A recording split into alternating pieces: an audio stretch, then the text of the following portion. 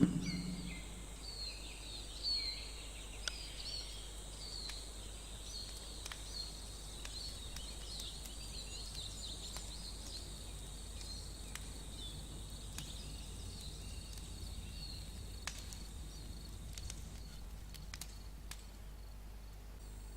there. Thank you very much for playing The Beginner's Guide. My name is Davey Reedon. I wrote The Stanley Parable, and while that game tells a pretty absurd story, today I'm going to tell you about a series of events that happened between 2008 and 2011. We're going to look at the games made by a friend of mine named Coda. Now, these games mean a lot to me. I met Coda in early 2009 at a time when I was really struggling with some personal stuff, and his work pointed me in a very powerful direction. I found it to be a good reference point for the kinds of creative works that I wanted to make. So just to start you off, this is, I think, the first game he ever made. It's a level for Counter-Strike. You can walk around here, by the way. And mostly it's just Coda learning the basics of building a 3D environment. But what I like is that even though he starts from the simple aesthetic of a desert town, he then scatters these colorful abstract blobs and impossible floating crates around the level. And of course, it destroys the illusion that this actually is a desert town, and instead this level becomes a kind of calling card from its creator. It's like a reminder that this video game was constructed by a real person. And it kind of makes you wonder, what was going through his head as he was building this? This is what I like about all of Coda's games.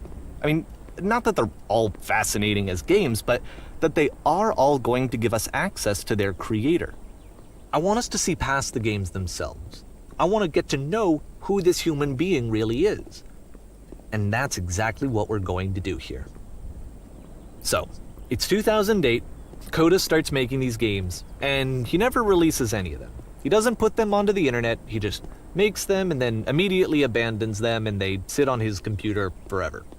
And I think he really understood this image of himself as a recluse. At one point, he jokingly renamed his computer's recycling bin to Important Games Folder. So, you know, this was just how he worked. He tended to crank them out one after the other without even really pausing to try to understand what he had just made, until suddenly one day, he just stopped. In 2011, that was it. He made his last game, and then he hasn't made another one since. And that's why I've taken this opportunity to gather all of his work together, is because I find his games powerful and interesting, and I'd like this collection to reach him, to maybe encourage him to start creating again. And if the people like you who play this also happen to find his work interesting, then I'm sure it'll just send that much stronger of a message of encouragement to Coda. So thanks for joining me on this. If you have a particular interpretation that I haven't mentioned here, or if you just need to get in touch, you can email me at daveywreden@gmail.com. Okay, that's about it for introduction. We'll look at Coda's first proper game. As each game is loading, I'll show you the date that it was completed. This first one was made in November 2008.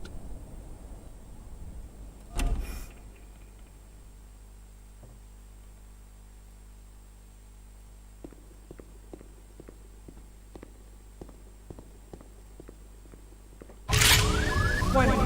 Whisper machine active. Shift destruction imminent. This game is called Escape from Whisper, and it's one of the more generic games you'll see from Coda.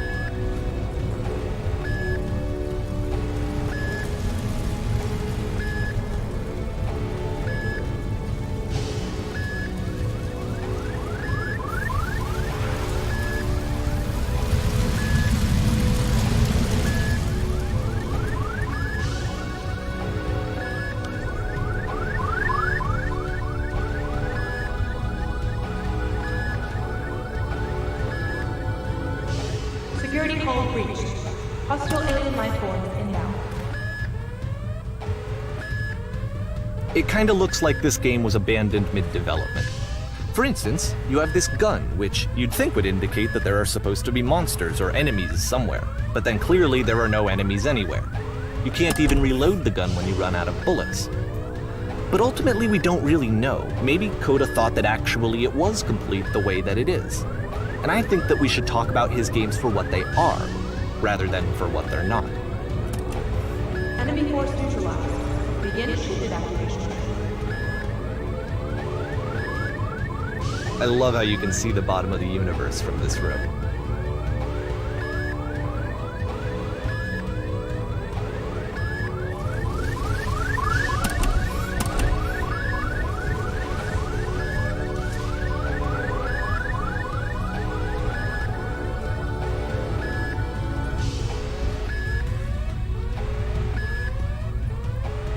Apparently, this space station has a labyrinth on it. Sure, I don't know. There's really no reason for it that I've ever been able to discern, so in the interest of time, I'm just gonna skip you on past it.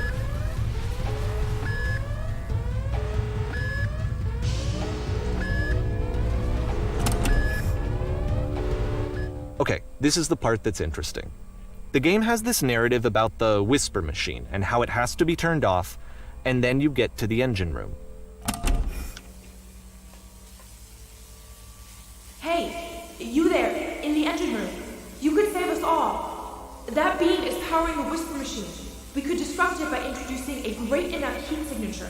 If your body could stop the beam. It's so much to ask, but for all of our lives, would you do it? Could you give yourself?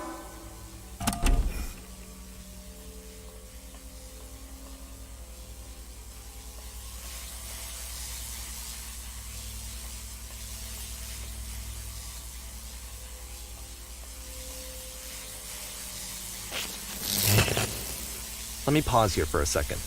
What you just experienced, stepping into the beam and then dying, is probably what Coda had initially intended when he was developing this level. But when he first compiles and plays it, something goes wrong. There's a bug somewhere. And this is what happens instead.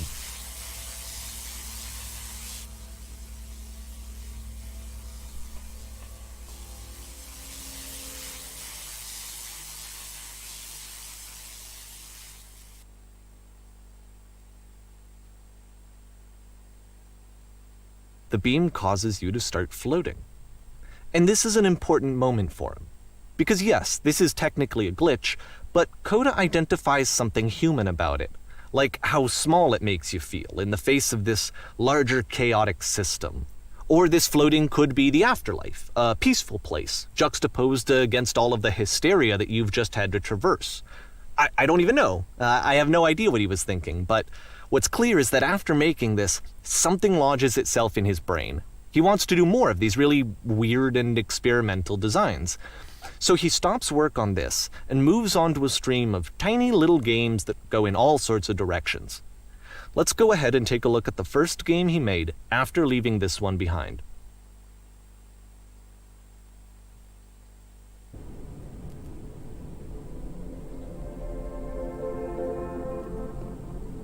Yup, in this game you can only walk backwards.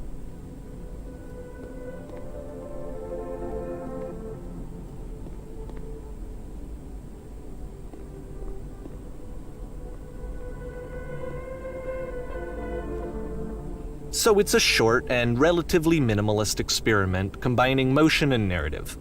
It is less advanced than the previous game, but actually it seems to be more focused, more complete. Coda's trying to give it a unique voice rather than simply basing it on a pre-existing trope.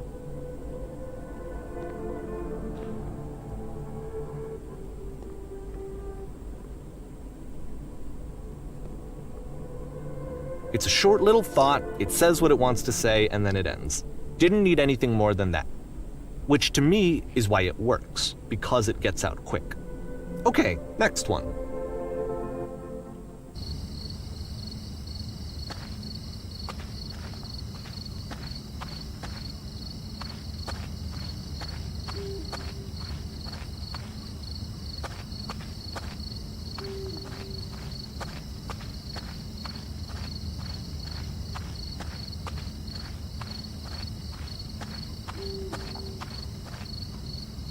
And that's it. Okay, the meaning of this game won't be clear just yet. Please be patient with me for a few more games and I promise you'll see what makes it interesting.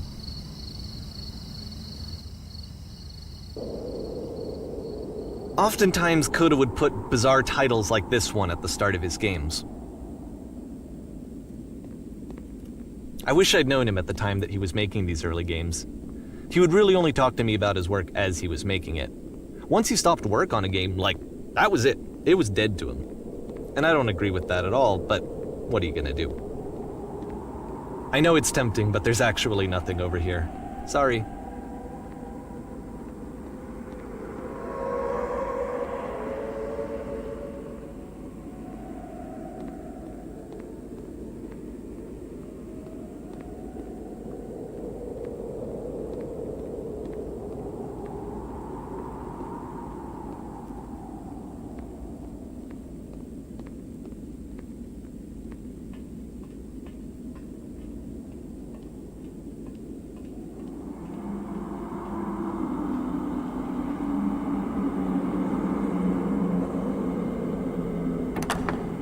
Once you've been slowed to an absolute crawl, the door at the top of the stairs opens.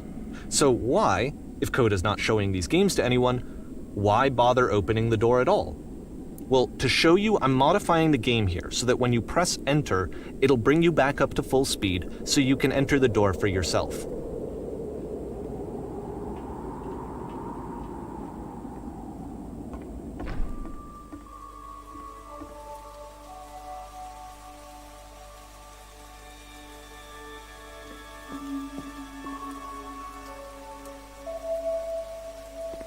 A room that's warm and nice and filled with little ideas for games.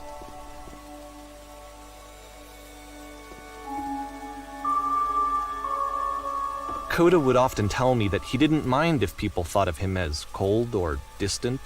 He said that he knew that he was actually a vibrant and compassionate person, but that it takes time to really see that.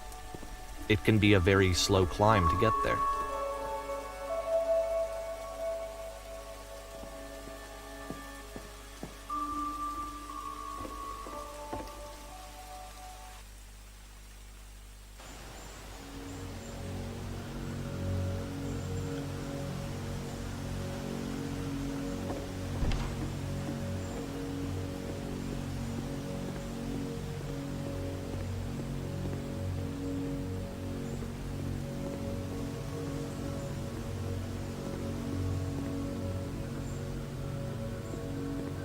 Well, this is new for Coda. It's an actual puzzle. Go ahead and see if you can solve it.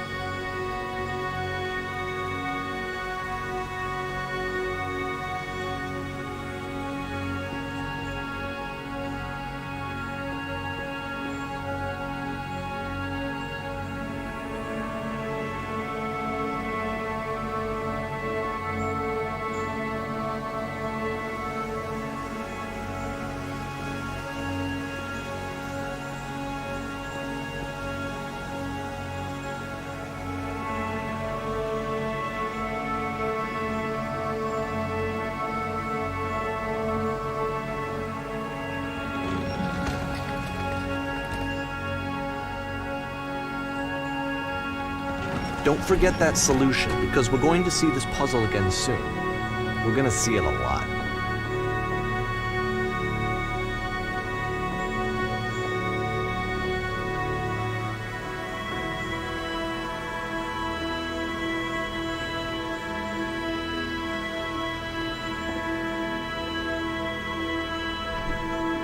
So that seems to be it, right? You walk down a corridor, you solve the puzzle, you get to the end. Simple enough. Alright, now I'm going to modify the game again so that when you press enter, it'll remove all of the walls from this room.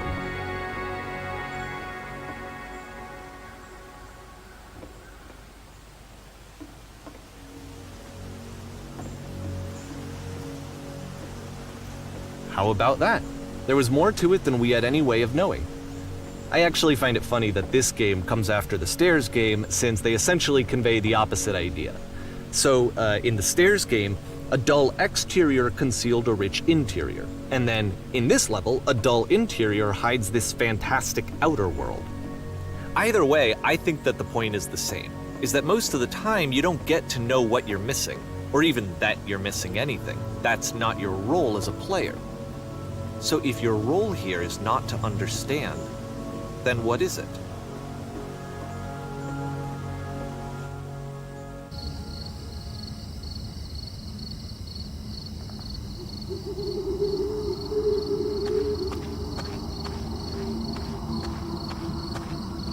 Aha! So, this, combined with the entering game from earlier, tells us that Coda believes his games are connected somehow. It could even be that the Stairs game and the puzzle game are literally connected in between this and the entering game. There's a bigger picture that all of his games are meant to play a role in, some larger meaning that we won't be able to grasp until we've seen all of them. And once we have, we can step back and start to understand what exactly that bigger picture is.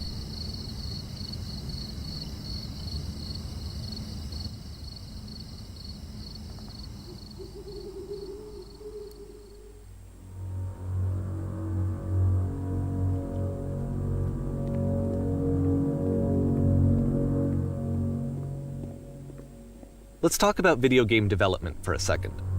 Every video game runs on what's called an engine, which determines what the game can and cannot do. So in other words, the engine is a set of tools for game development. To make all of these games, Coda is using an engine called Source. Like all engines, Source has certain things that it does well, and it has certain things that it does poorly. One of the things that it does very well is boxy linear corridors. That's why so many of Coda's games are set in these large, flat, empty rooms, is just because he's working with what the engine does well. The tools available to the creator shape what kinds of creative work they're going to end up making. You might consider paying attention to the architecture in Coda's games to notice how they seem to stem from an engine that's very good at producing linear, boxy corridors.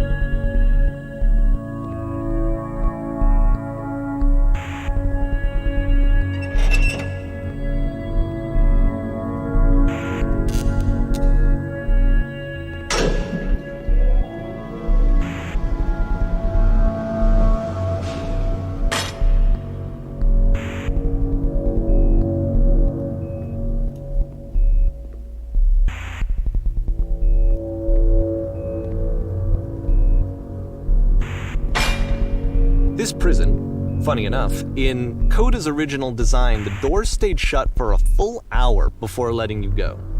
If you don't mind, I think we're gonna skip that.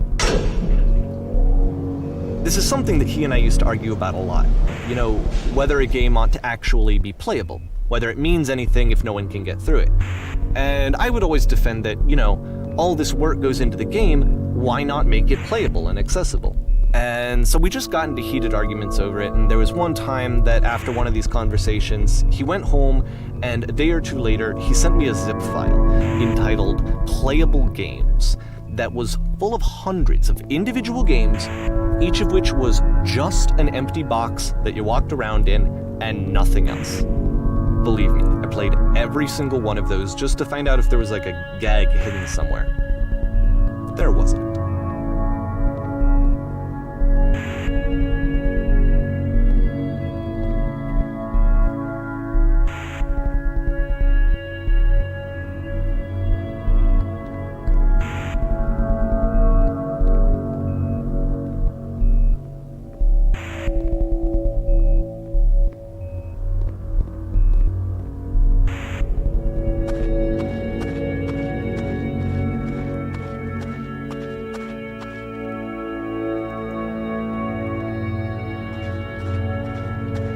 It's the puzzle again, with the exact same solution as the last time.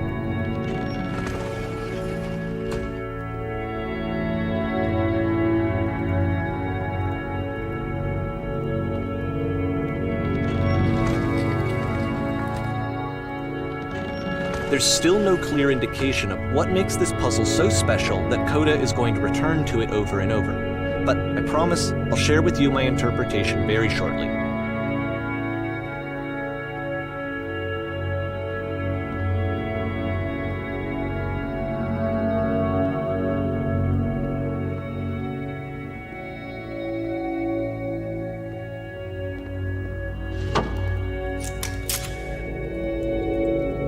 Here, Coda begins using a kind of dialogue system that he fashioned out of the engine's chat capabilities. Use the 1, 2, 3 buttons on your keyboard to respond.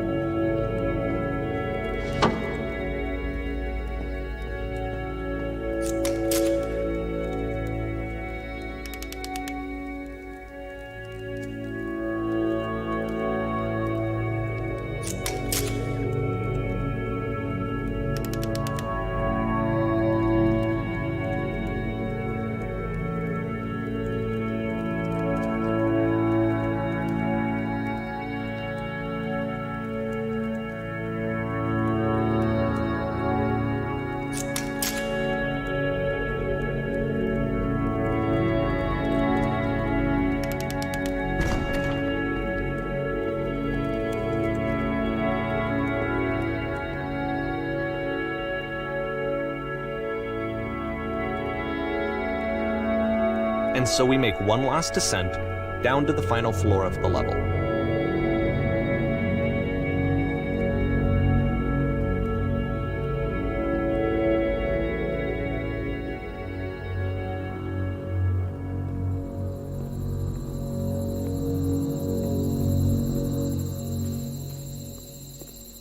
It's a lamppost.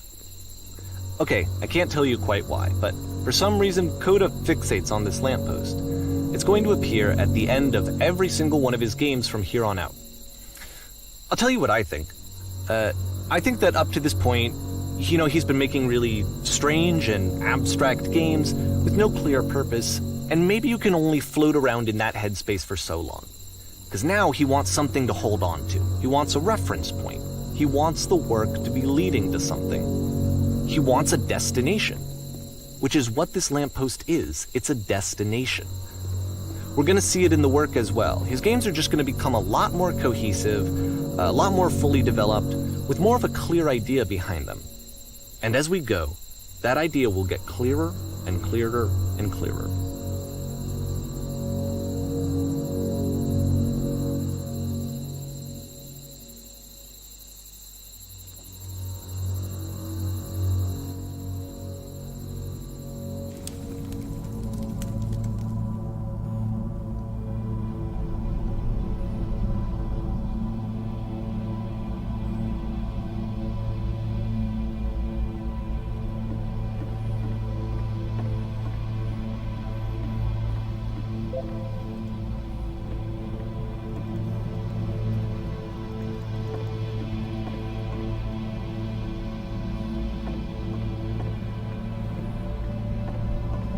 So first off, I'm sure you can deduce this, but this game is not connected to the internet.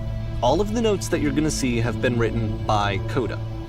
This was actually the first game of his that I ever played. This was shortly after I met him at a weekend game jam in Sacramento, where I grew up. I saw him working on this very level, and it was just so different from anything that anyone else was doing. So right away I was like, I have to be friends with this person. In retrospect, I think I was probably a bit too pushy, trying to get his attention. I was over-enthusiastic. But he was very gracious about it and very patient with me. And I cooled off eventually. Oh, feel free to skip over any of these notes if they're not doing anything for you. Nothing extra is going to happen if you read all of them. Either way, to me they convey a sense of loneliness. I see this person who's filled with thoughts and feelings and beliefs and has no way to express them except as scattered and unheard voices in a game that wasn't meant to be played.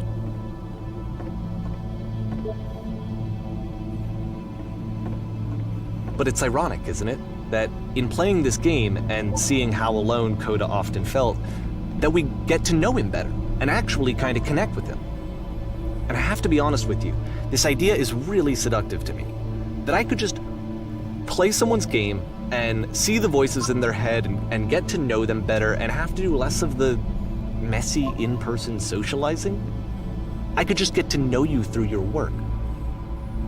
I think this is why I always liked Coda's games so much, is because it felt like they let me have that connection. I felt as though he was inviting me personally into his world.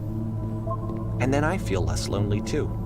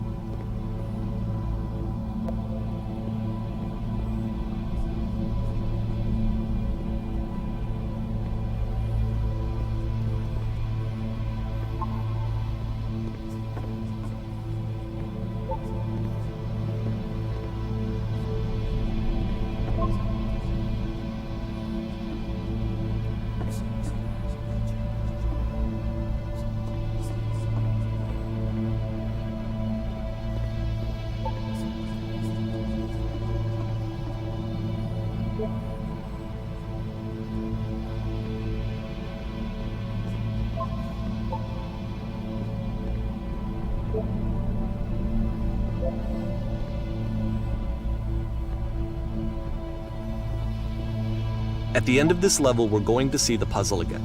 And here, I'll tell you what I think the puzzle means.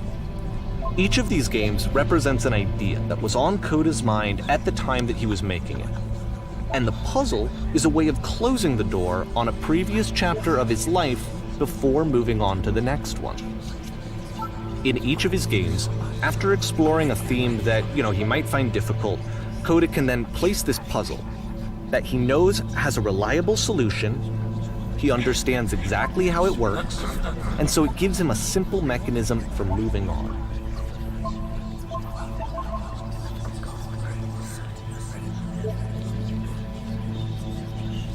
And because there's this dark area between the doors, a space between spaces, before you move on, you get to pause. Just for a moment, a few seconds to reflect on and let go of the events that led you here. To step back and connect the pieces together. To grasp at that elusive bigger picture.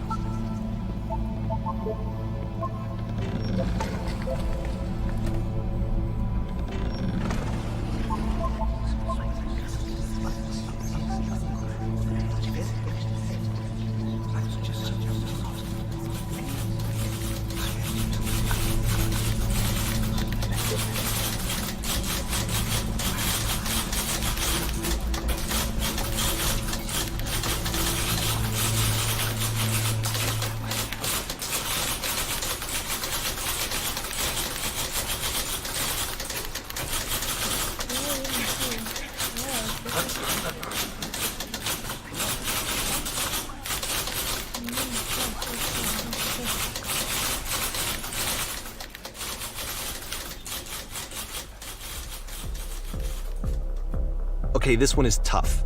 It's gonna kinda just spin its own wheels for a few minutes. Hang with it.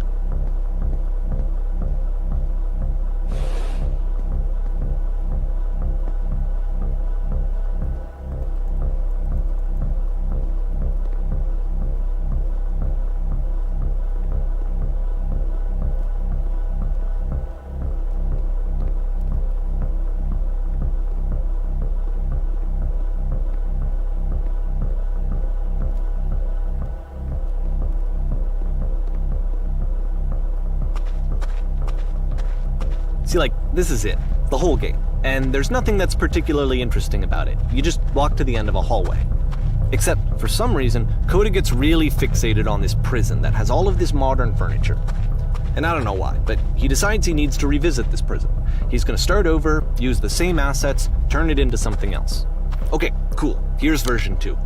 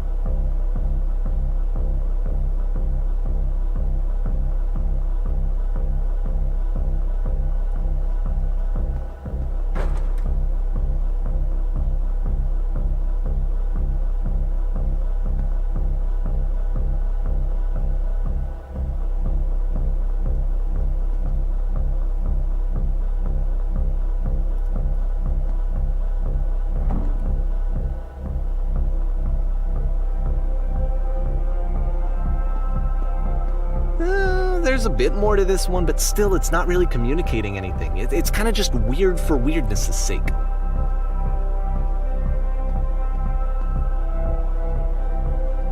So okay, he throws it out and starts over. This time he comes at the prison idea from a different direction.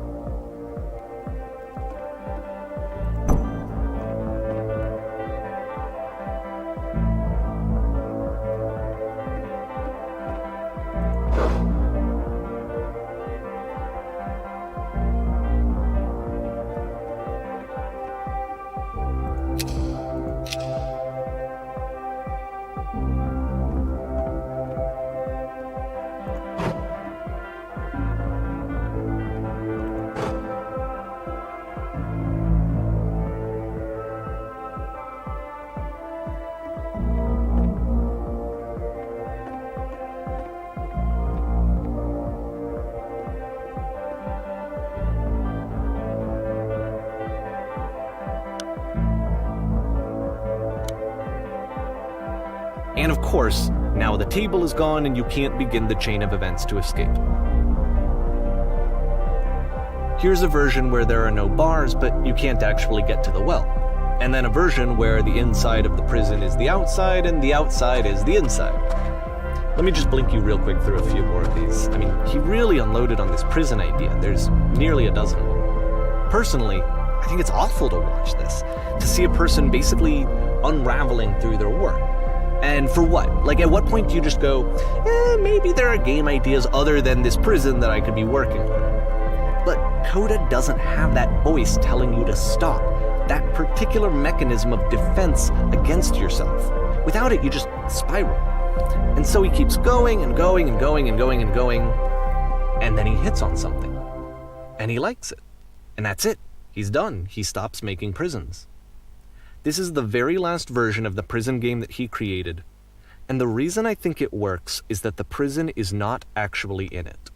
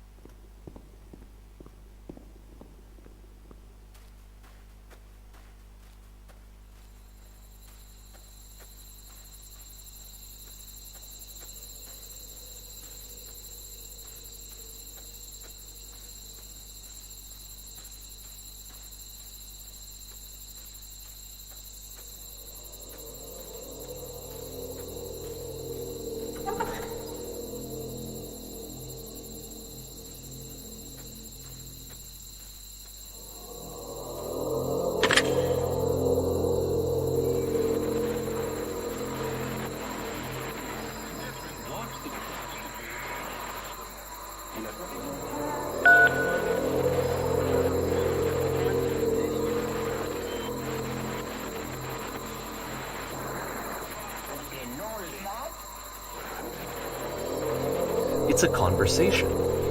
And so this is what Coda wants, is to be able to talk to someone, to share what's on his mind, and to get some good advice from someone who knows. But the irony is that even in this scenario, you're still talking to yourself. You know, all of these games so far are Coda talking to himself.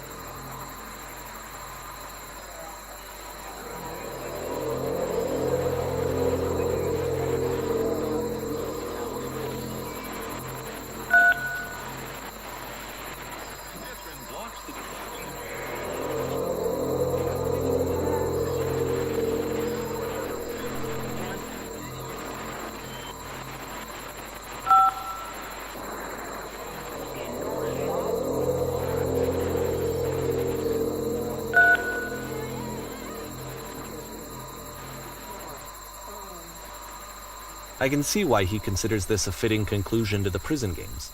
After all of the obsession and frustration, just to be told by someone you can trust that things are going to be okay. Wouldn't that be nice?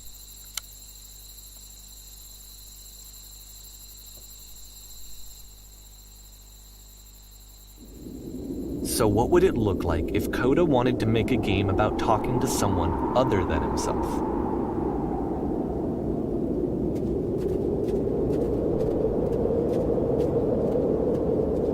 To me, this environment is meant to represent Coda's puzzle, with the two doors on either side and a dark transitional space between.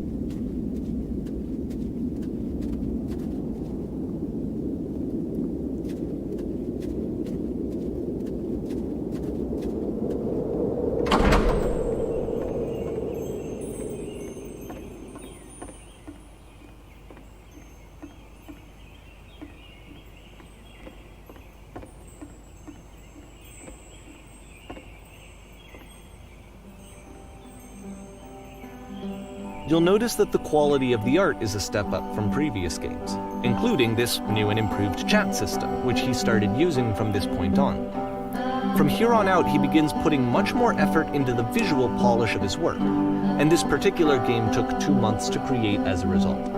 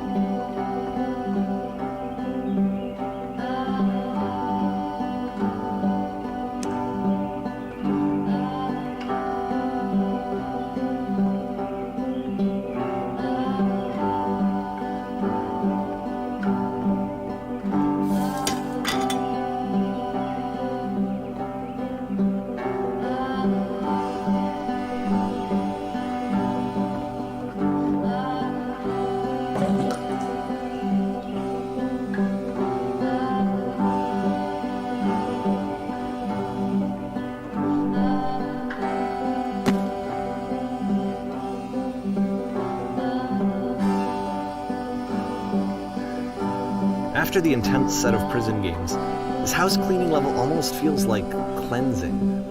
It's the moment after a particularly difficult or traumatic experience where you just need to let it sit and digest inside of you, and eventually cohere into something meaningful.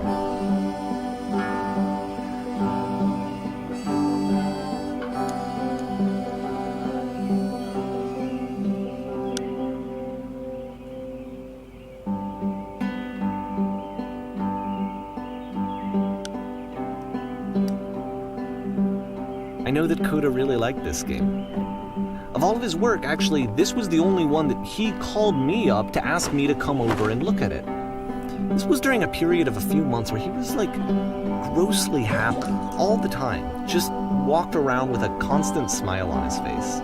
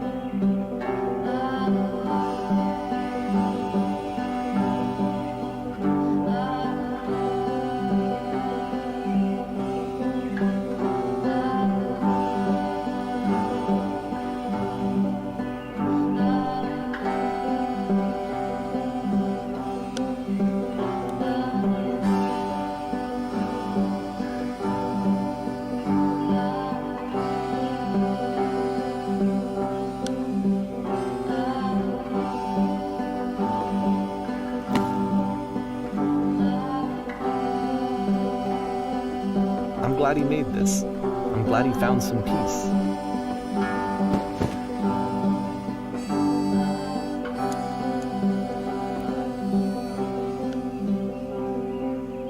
But, of course, it can't last. The music stops, your companion is gone, it's time to leave. The door at the top of the hill is now open as well. Again, you can't stay in the dark space for too long. You just can't. You have to keep moving. It's how you stay alive.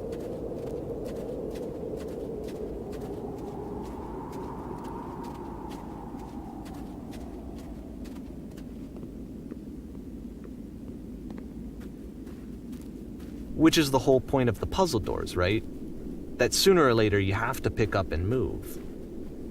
I really thought that was the point of it.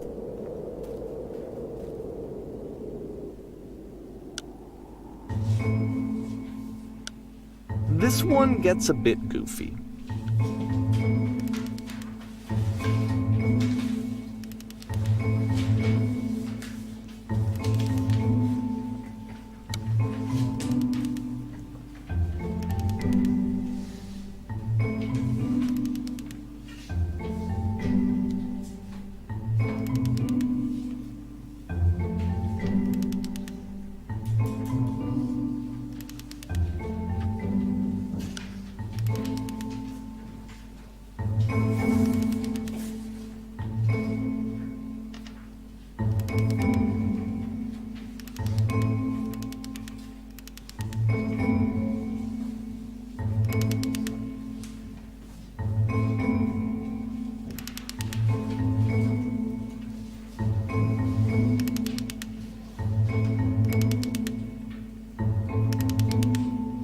About halfway through the game, the perspective shifts.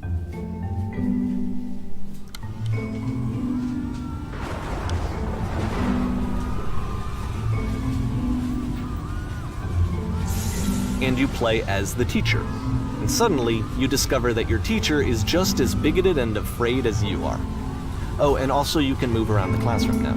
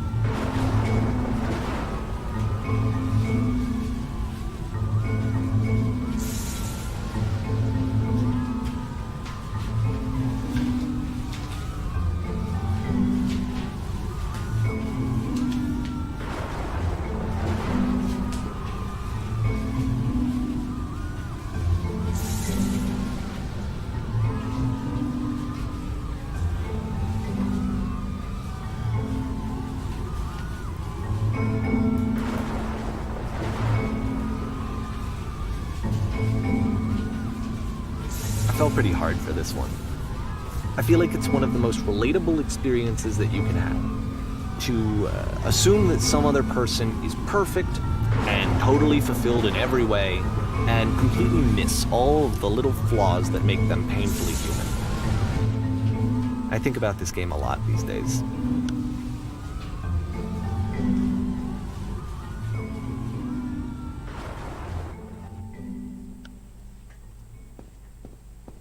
This one took a lot longer than all the others for Coda to make. It was 4 months between this and the last one. That's twice as long as it took him to make any other game before this, and it's not like it's particularly complex, so I remember I found that a little strange at the time.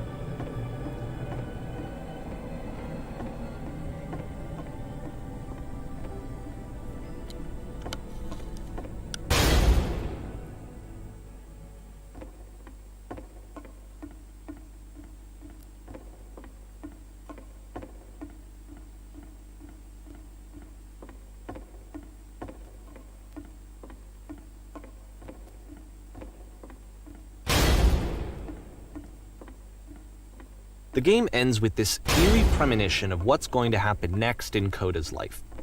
The solution to social anxiety, to fears of having to perform and having to chase success, the answer for Coda is to withdraw, to hide himself away.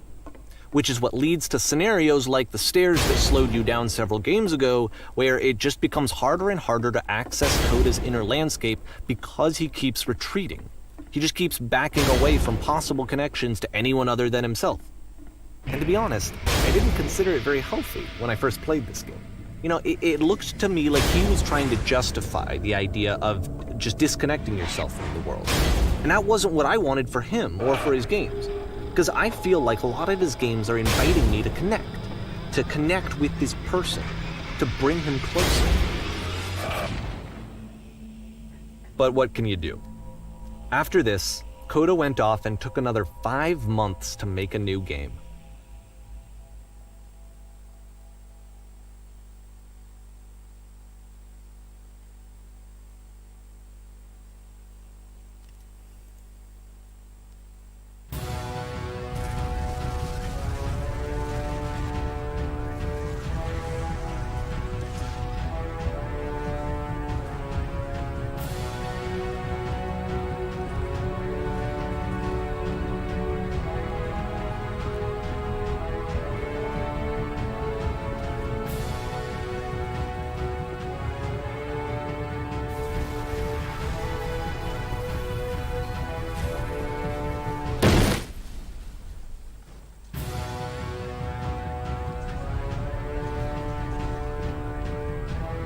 You should probably open your eyes if you haven't already. It's pretty much impossible to solve otherwise.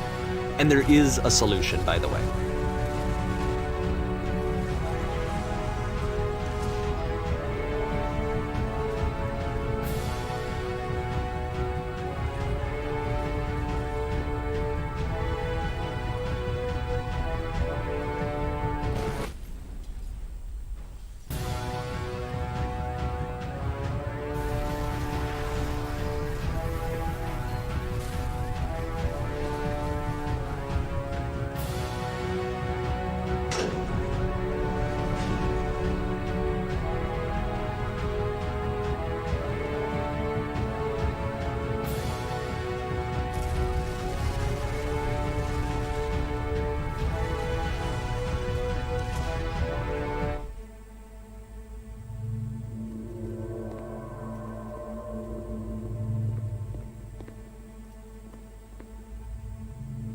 Like I said, I was getting concerned. First off, he's never been this explicit in his work about exactly what he's thinking. So where's that coming from? But then even weirder, his work has potentially stopped being an outlet for him. Not like he's having trouble iterating on ideas, but he literally just can't think of new ideas anymore. And in person, he was being a lot more distant than usual. Like, you know how sometimes a person will just deflect anything that you say in order to keep themselves disconnected all the time? It was that kind of thing. here was the point in my relationship with Coda where I really started to wonder if he needed my help in some way.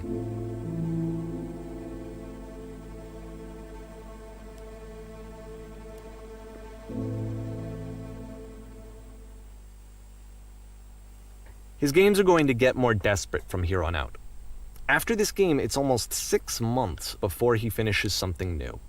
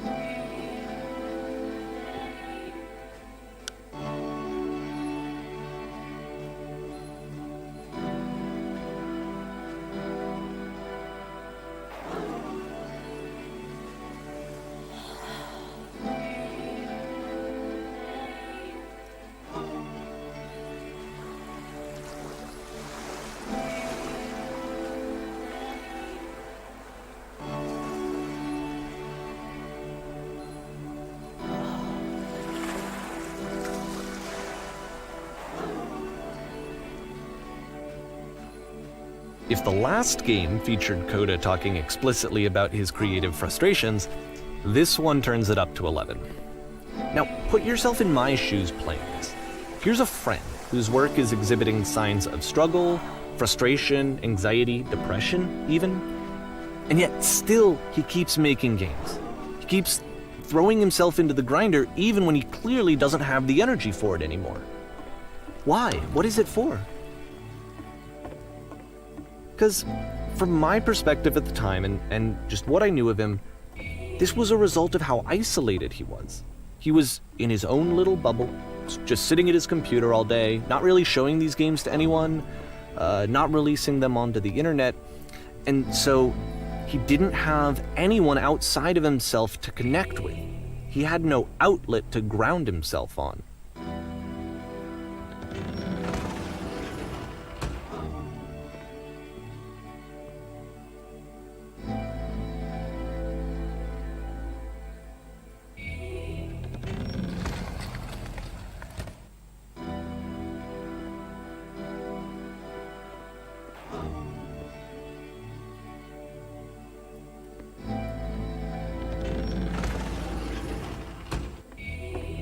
You can't talk yourself out of loneliness.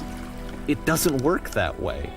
You can't be the one writing both the questions and the answers. Then there's no movement. Then there's no circulation.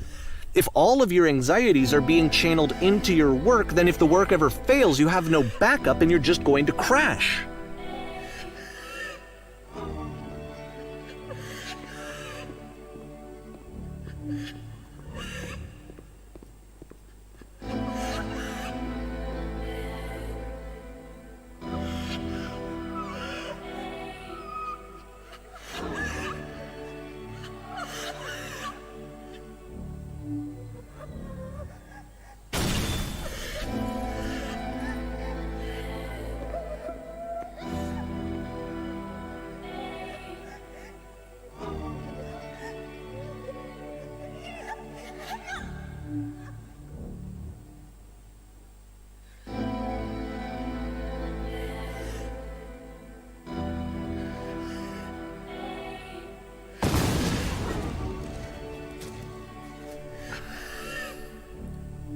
Seeing this game at the time that he made it, it looked really unhealthy to me.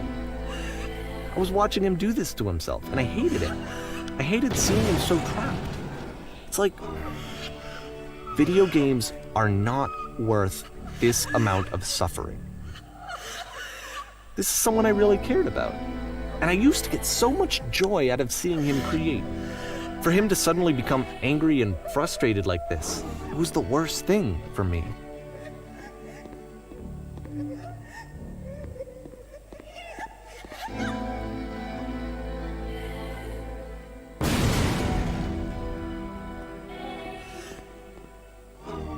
I don't know.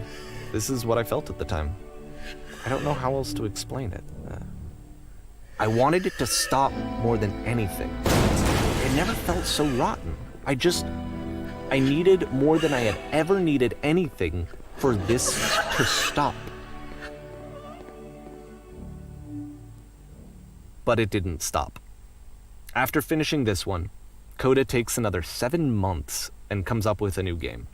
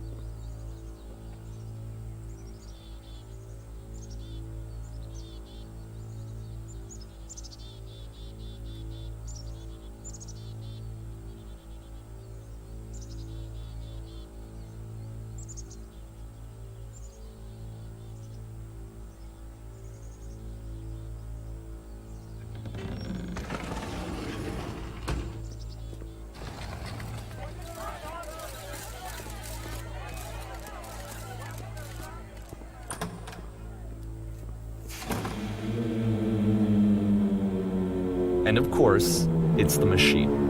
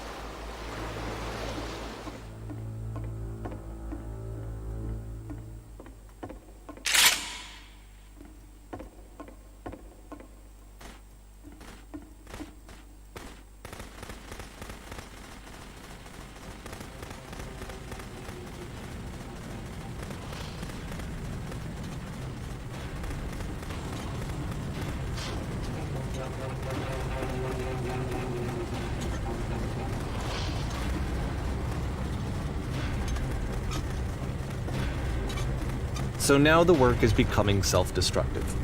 And I'll tell you, at the time that I first played this game, shortly after he made it, here's what I'm thinking to myself.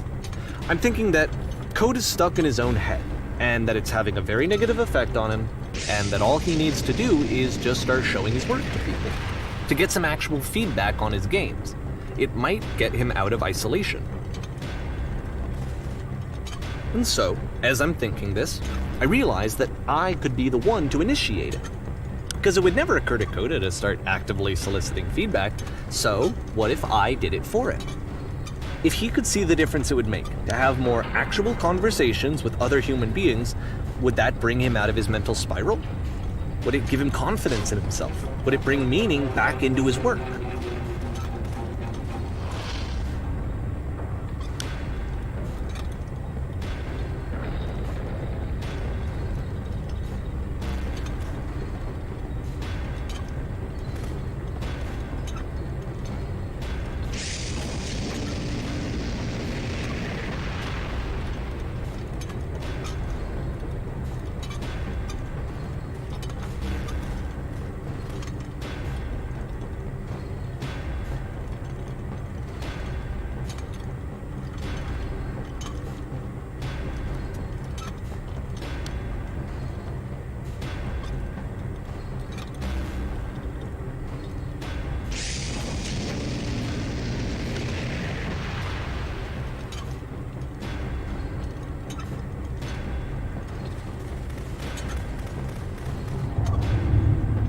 So I started showing Coda's work to people. I took this one, and the islands which you just played, the theater, the notes, the house cleaning game, and some of the prison escape games. I brought them to people that I knew and trusted. I asked their opinions. And the great part is that they really loved his games. You know, the point of it all was just to give him some external reference point, but they genuinely loved his work. There was nothing for him to be afraid of.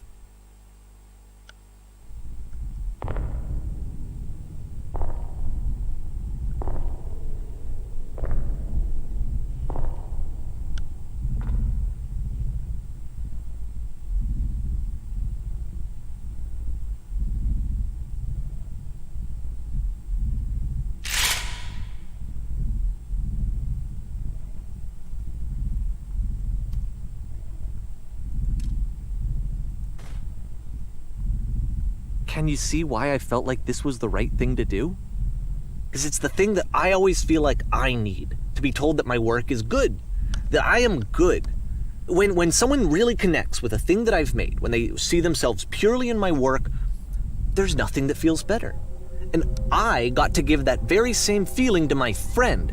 I did something, I really felt like I'd done something good, like I was a good person. I felt like there was a friend who was in trouble and was unhappy and maybe didn't like themselves, and I could fix it. If I could give him this gift, maybe I could fix the problem.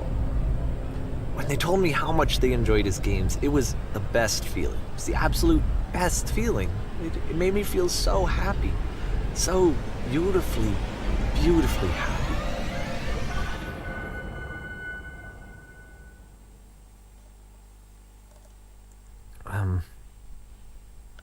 So anyway, Coda finishes this game, and then really he just kind of takes off for a while. So this is June of 2011, and I didn't hear anything from him for several weeks, I guess.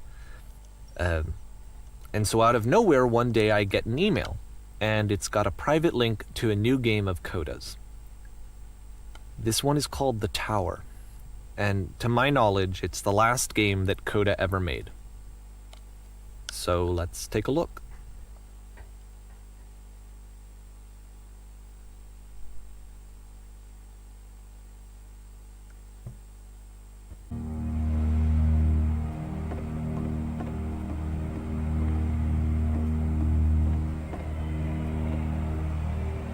And this is where I have trouble saying anything meaningful about Coda's work. Because more than anything else, the tower just feels distant. It feels like it's trying to distance itself from the world.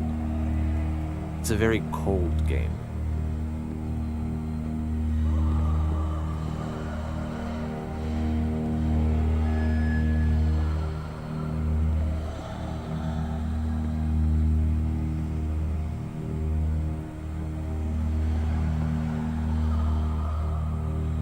This room actually has a maze in it.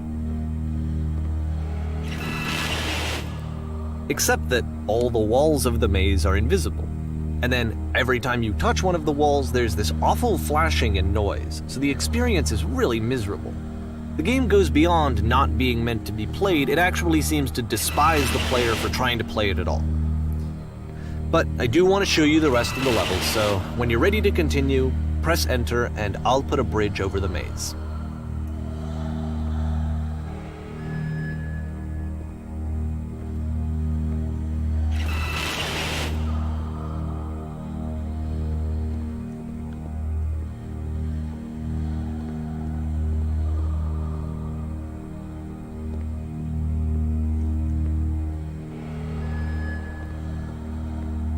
And to be fair, it's not like this is the first game that's needed some modification to be playable. Like the house cleaning game. You know, that one used to actually loop the cleaning chores and you just cleaned a house forever. I had to cut it off so that you could exit the house and the game would actually end. But that game had an idea that it was actually trying to communicate. What's the deeper idea behind the invisible maze? The only way past this challenge is to randomly guess the 6-digit code. Like the invisible maze, it's frustrating to me, because it's the opposite of everything else that Coda has made. It doesn't encourage thought or engagement. It doesn't ask anything of me, except a lot of my time. If I could have reached him during this time, then maybe I could have asked him, but I couldn't. I still don't really understand why this is here. I'll put the code on the ground for you here, though, so that we can move on.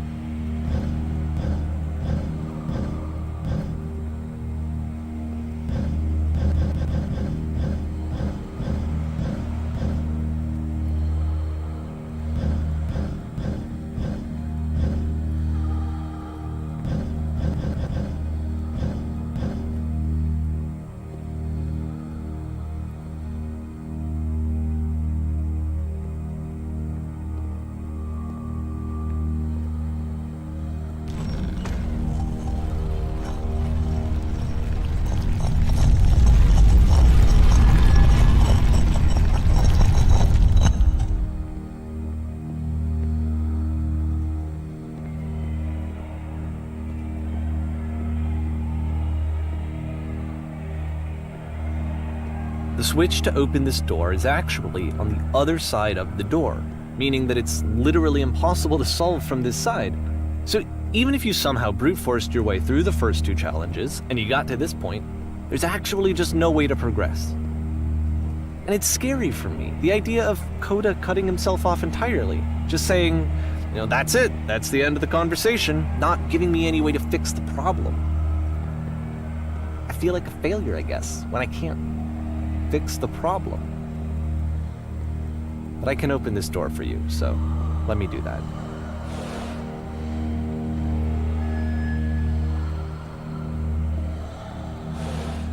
Was I a failure for not understanding this game?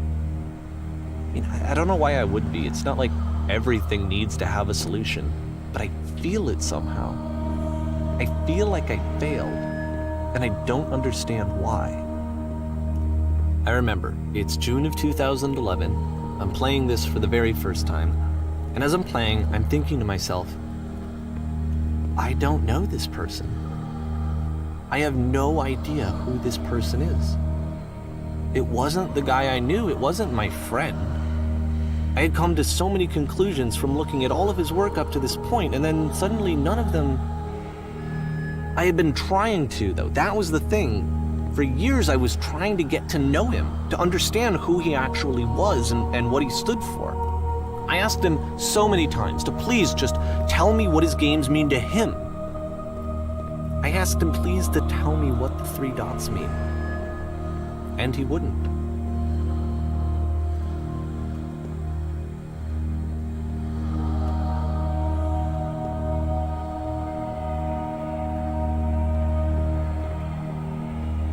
I just felt so strongly that if I could have connected with him, that if I could have somehow made his work my own, that I would finally be once and for all happy.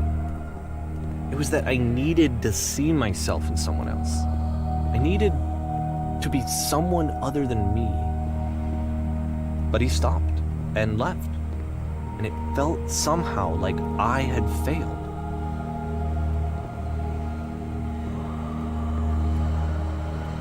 Where did I screw up?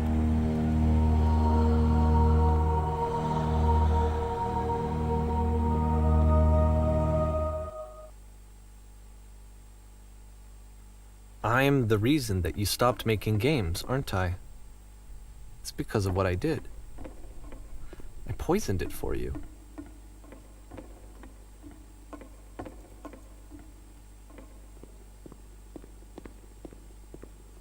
I don't think I ever told you this, but when I took your work and I was showing it to people, it actually felt... it felt as though I were responsible for something important and valuable. And the people who played them, they treated me like I was important.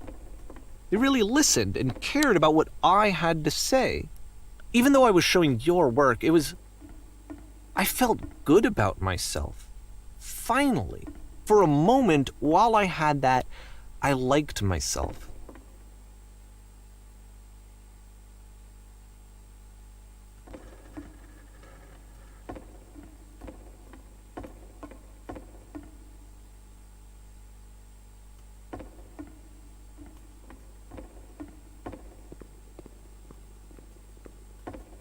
And then you stopped, and I didn't have anything left to show people. I just had to be with myself. And as soon as that happened, there was no feeling at all. Nothing. Less than nothing. What does that mean?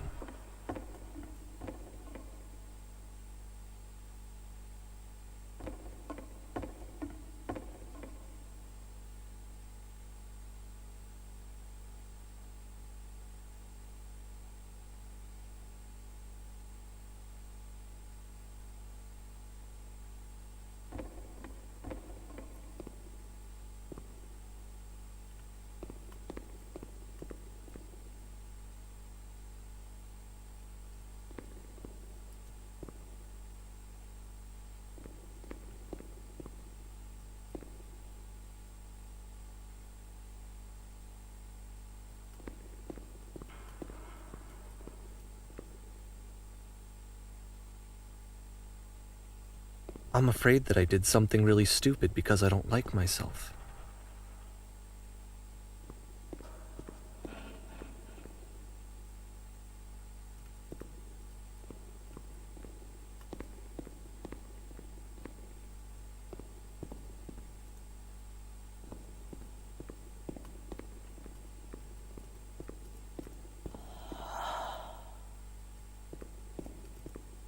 That's why I'm releasing this collection of your work, is because I haven't been able to find any other way to reach you. I've tried everything. And so a part of me has hope that if I put this compilation out into the world, and if I put my name on it, that maybe enough people will play it so that it'll find its way to you, so that I can tell you that I'm sorry. I know I screwed up. If I apologize to you truly and deeply, will you start making games again? Please, I need to feel okay with myself again. And I always felt okay as long as I had your work to see myself in. I mean, is something wrong with me? Because I know that I did an awful thing, and I'm doing it again right now. Like, I'm showing people your work, but I can't stop myself from doing it. That's how badly I need to feel something again, like I'm an addict. There has to be something wrong with me. Can I apologize? What if I tell you I was wrong? Will that work? Will that fix it? I don't know. I don't think it will, but there's nothing else that I can do. Just tell me what you want. I'm sorry. I'm sorry. Please, start making games again. Please help me. Please give me some of whatever it is that makes you complete. I want whatever that wholeness is that you just summoned out of nothing and you put into your work. You were complete in some way that I never was. I want to know I want to know how to be a good person. I want to know how not to hate myself. Please. I'm fading, and all I want is to know that I'm going to be okay.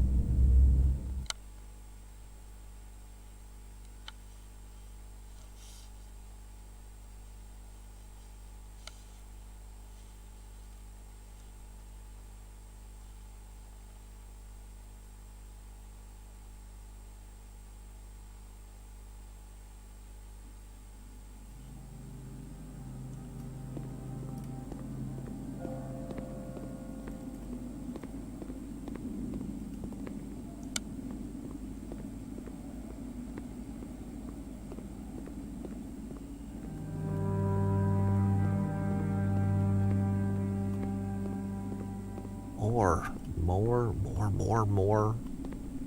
love, more praise, more people telling me that I'm good. Always more. It's like a disease.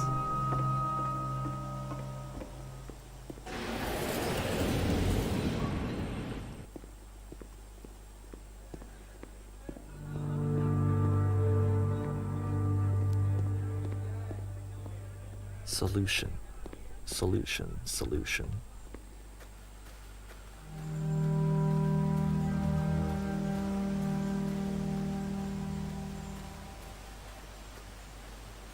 I guess if someone had told me ahead of time that he just really enjoyed making prison games, maybe I wouldn't have thought he was so desperate. I wouldn't have told so many people that he was depressed. Maybe he just likes making prisons.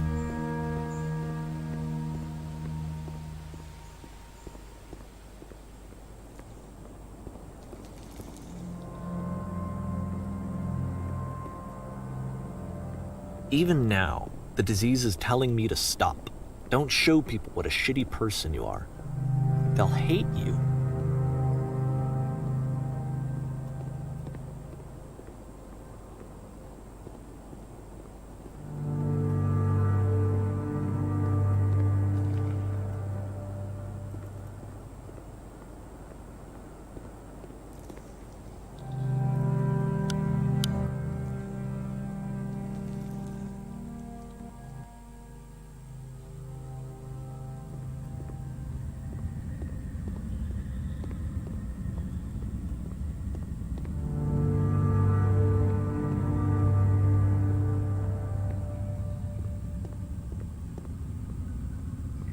If I knew that my life depended on finding something to be driven by other than validation, what would that even be?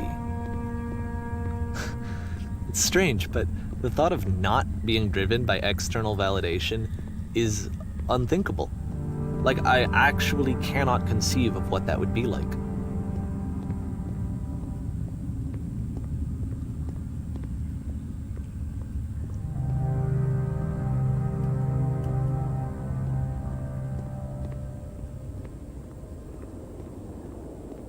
What now?